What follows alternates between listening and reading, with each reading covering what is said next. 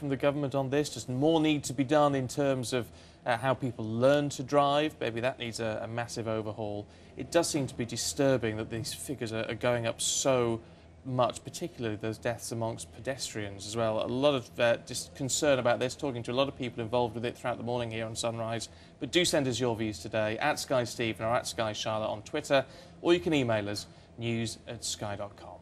Charlotte. Now, another news this morning, not exercising enough can be as deadly as smoking. Researchers revealed that Britons are some of the worst offenders for failing to be active. Our health correspondent Thomas Moore has the details. Suggestion perhaps that security is part of the problem as well. All those people. This house up. Oh, there we go. You can see there.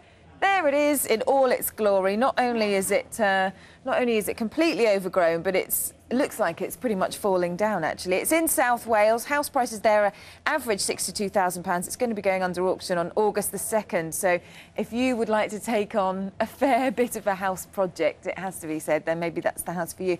£4,000 though, it's not bad, is it? No, if you've got the money to do it all, you could be in for a load of cash on a return on that one.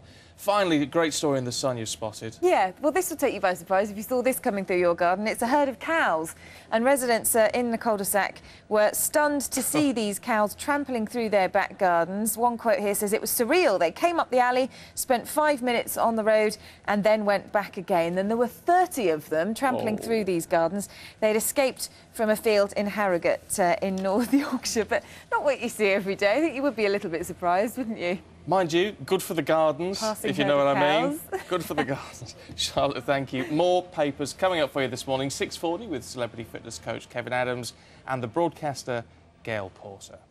Motivate me to get home and walk when I get back from here this morning. What else is happening today, Charlotte? Well, another news today, MPs are demanding greater government action on road safety following the first increase in road deaths in nearly a decade.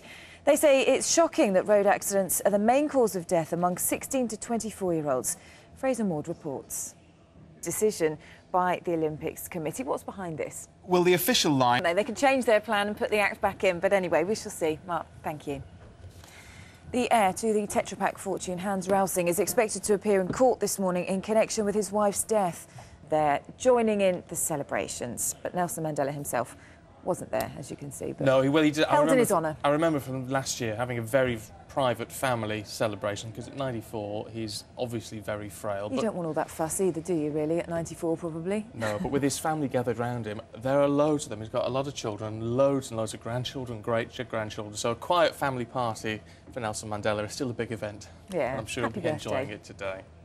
Let's look at the newspapers for you. There seems to be quite an interesting idea that you can be clocked speeding, details passed on to the police, but you're not actually fined or given any penalty points, but getting a warning letter, maybe that would be enough to slow some people down permanently. Well, I think also, you know, seeing the people by the side of the road and seeing that will often slow people down anyway. People have been getting in touch this morning with their ideas for what should be done, particularly concerning younger drivers. Paul says the government should set minimum learning periods. Sarah says limit the size of engines, fit trackers to monitor speed and driving ability.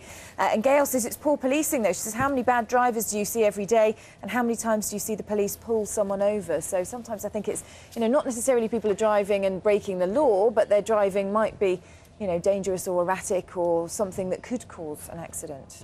Do keep your thoughts coming through at Sky Stephen, at Sky Charlotte, news@sky.com on the email, or you can text us 84501. Let us know what you think about the sport as well this morning. Got lots coming up for us, Jackie. Yeah, Luis Suarez says